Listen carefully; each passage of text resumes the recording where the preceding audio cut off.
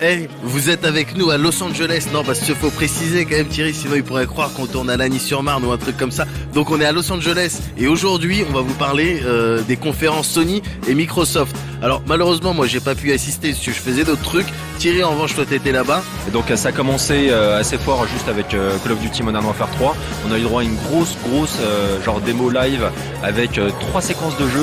Donc ça a commencé, c'est complètement hollywoodien. Ça a commencé genre on était sous l'eau en combinaison de plongée et donc on fonçait avec des petits submarines pour aller plus vite. On posait une mine sur un sous-marin. Du coup le sous-marin il remontait à la surface. À ce moment-là on remontait nous aussi à la surface. On rentrait dans le sous-marin, on shootait tout le monde et ensuite on ressortait du sous-marin genre pour foncer dans une sorte de petit bateau et on speedait genre avec la ville en fond, tout pétait dans tous les sens. Ouais. Donc c'est complètement blockbuster, ça avait l'air une nouvelle fois très assisté.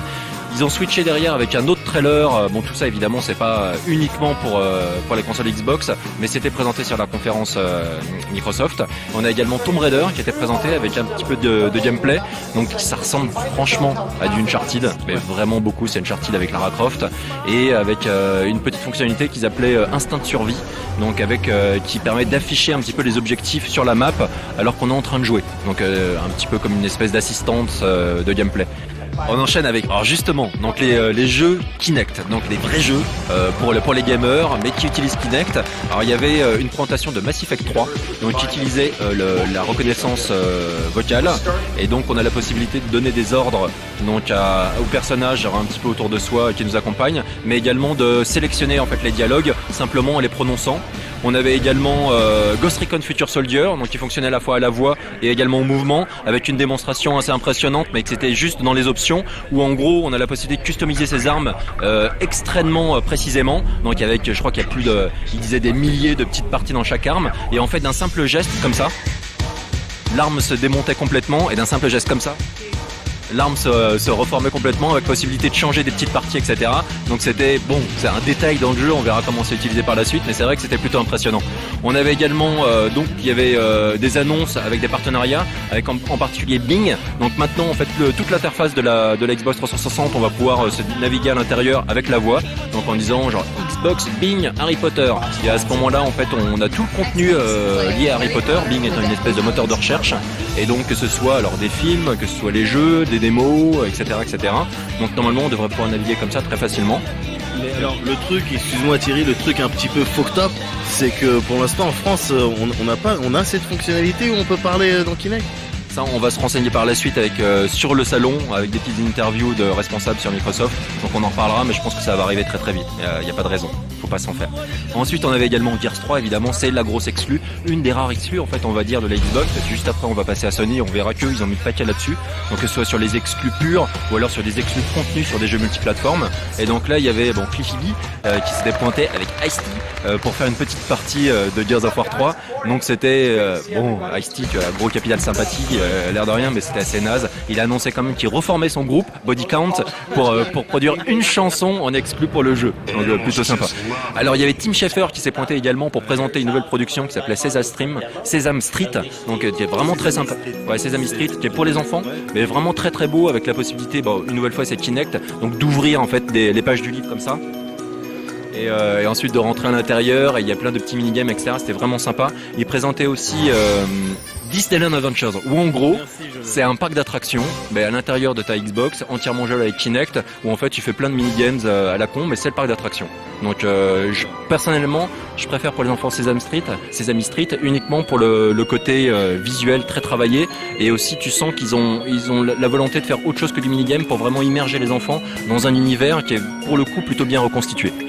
Ensuite, il y avait également Kinect Fun Labs. Donc ça, c'était assez impressionnant. C'est une nouvelle feature en fait du Xbox Live qui permettra en fait d'accéder à des sortes de petites démos qui utilisent en fait des fonctionnalités précises du Kinect, comme par exemple le Kinect Me, qui permettait un petit peu comme sur 3DS de fabriquer son avatar très rapidement, jusque dans ses vêtements.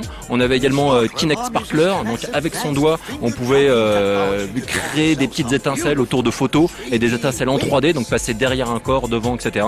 Plutôt joli. Il y avait aussi Kinect Googly Eyes. Alors ça c'est très sympa. En gros on prend n'importe quel objet de son salon, on le scanne et ensuite il apparaît ensuite à l'intérieur de la console et on peut jouer avec. Et donc avec des intégrations possibles dans du jeu. Mais il a les propriétés de, enfin c'est-à-dire il reconnaît.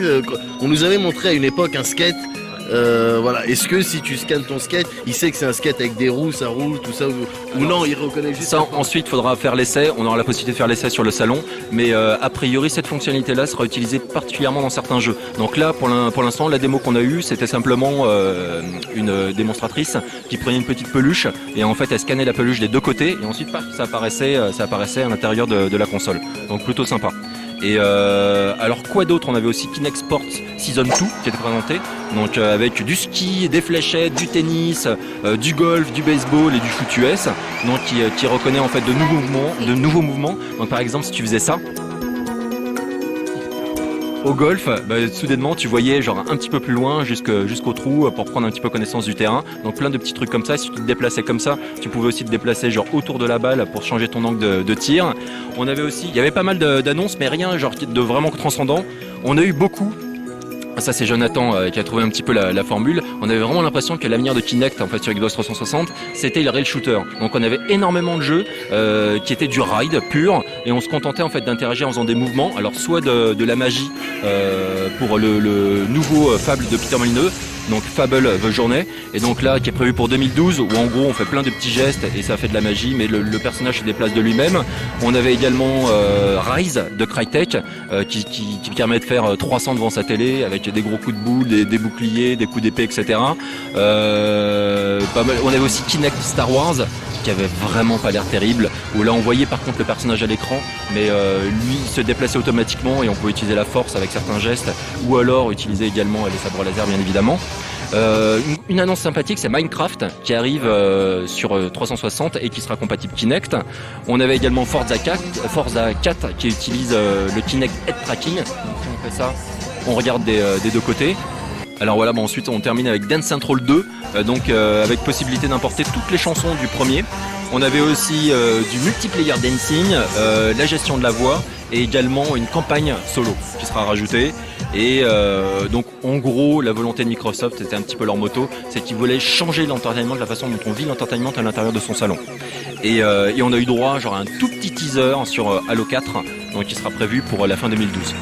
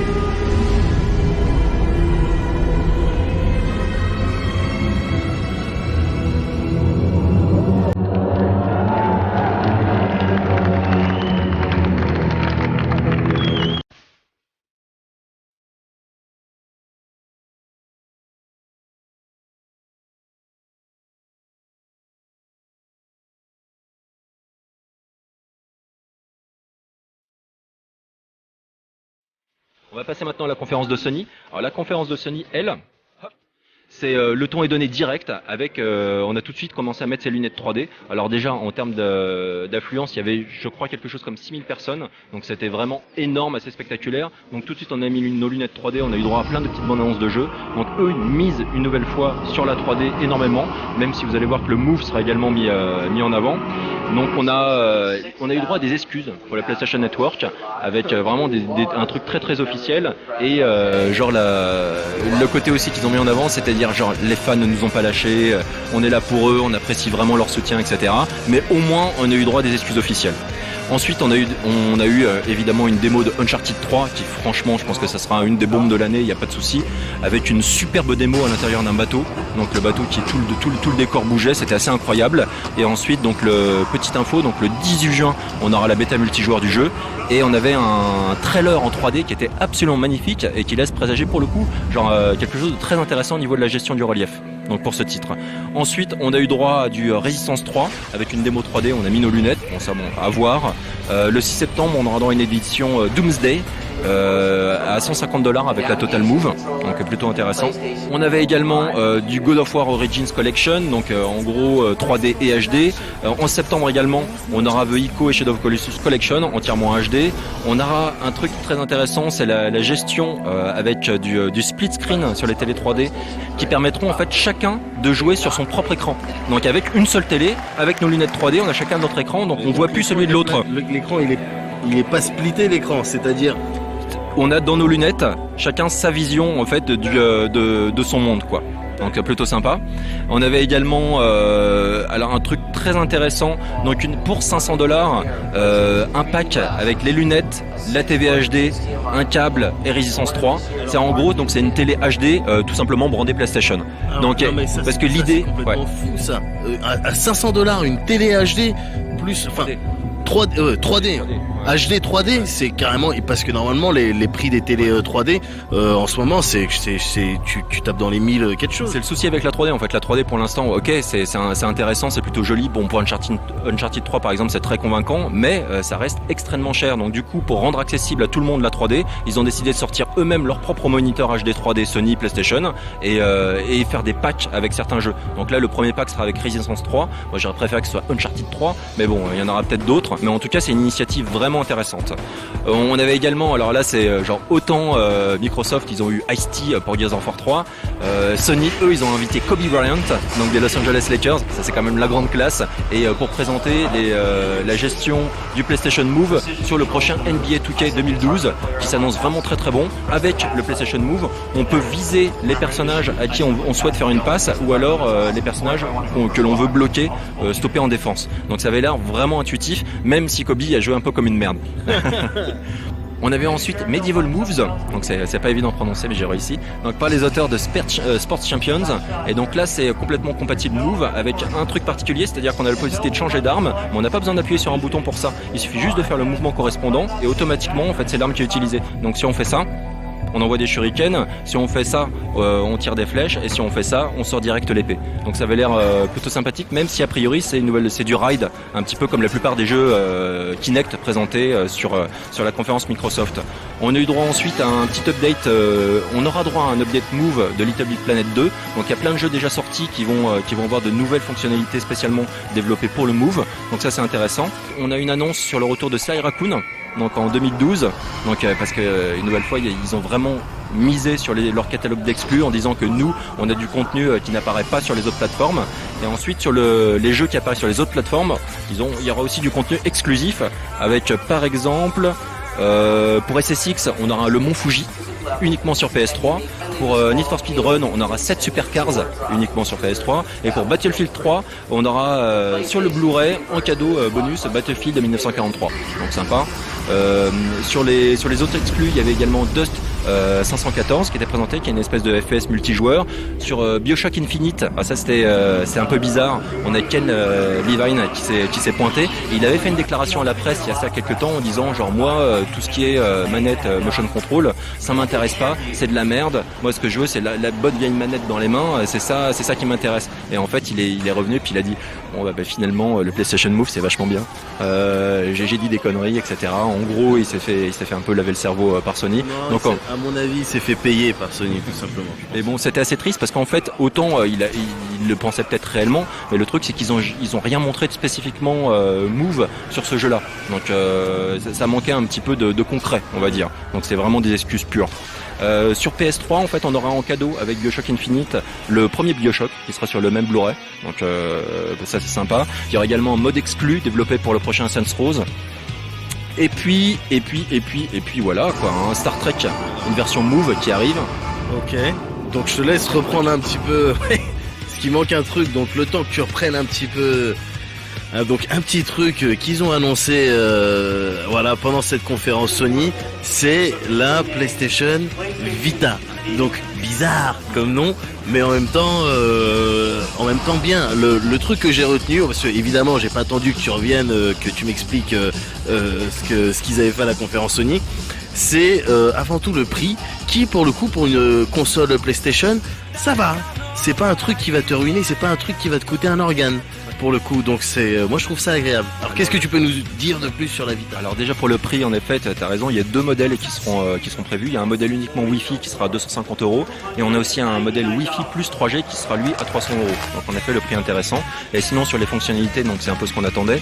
C'est double touchscreen, c'est-à-dire qu'on peut toucher l'écran au-dessus ou en dessous. C'est intéressant par exemple pour un jeu comme Mod Nation Racers qui était présenté. C'est-à-dire on a la possibilité très simplement donc de créer ces circuits, genre simplement en faisant le tracé. Et ensuite, lorsqu'on passe à la seconde étape pour tout ce qui est gestion du relief, il suffit d'appuyer en dessous la PlayStation Vita pour créer des montagnes. En appuyant plus ou moins longtemps, les montagnes sont plus ou moins grosses, et au-dessus pour créer des gouffres, des ravins. Donc ça avait l'air vraiment très très pratique. Il y avait également donc il y a deux sticks analogues des deux côtés de la console. Il y a deux petites caméras pour faire de la réalité augmentée. Tout ce qui est networking a été très développé. Quoi d'autre? Ils ont présenté un jeu qui s'appelle Ruin, qui est une espèce d'action RPG qui ressemble un petit peu genre à Diablo, moi tout simplement. Et ce qui est intéressant, c'est que ça peut jouer sur PS3, on sauvegarde sur PS3 et on peut reprendre sa sauvegarde sur la PlayStation Vita et continuer sa partie, genre en se baladant, en prenant le métro, etc. Donc il y a une vraie connectivité entre la PlayStation et la PlayStation 3 et la PlayStation Vita. Donc ça c'est un truc que Nintendo aurait dû faire depuis bien longtemps et ils l'ont pas fait, même si là on verra à la conférence Nintendo qui vont sans doute faire des annonces un petit peu liées à ça. Mais en tout cas Sony sur leur conférence ont pris genre un jour d'avance, on va dire là-dessus. Et quoi d'autre? Donc Mod Nation Racers qui était vraiment très sympa. On avait également Wipeout qui sera cross-platform, c'est-à-dire qu'on pourra jouer en multijoueur à la fois sur PlayStation 3 et sur PlayStation Vita à 8. Donc ça c'est vachement bien. On avait donc Little Big Planet qui sera aussi sur cette petite machine. Et c'est vrai qu'avec toutes les fonctionnalités, puisqu'il y a aussi le gyroscope, etc., on imagine tous les mini-jeux que les joueurs pourront créer. Et ça c'est vrai que ça donne envie. On avait également l'annonce de Street Fighter Cross Tekken. Avec l'apparition de Cole, donc le personnage principal de Infamous qui sera également jouable. Et puis voilà pour la conférence Sony qui pour le coup ils ont fait assez fort quoi. Il y avait beaucoup de contenu, il y avait beaucoup d'exclus et ils ont vraiment mis en avant le côté genre on sait se différencier par rapport à la concurrence, par rapport au jeu pur et par rapport également à la connectivité entre nos différentes machines. Donc on verra ce que fera Nintendo, quelle sera leur réponse. On se retrouve demain pour la conférence Nintendo avec des trucs complètement foufous dans lesquels on va revenir en détail.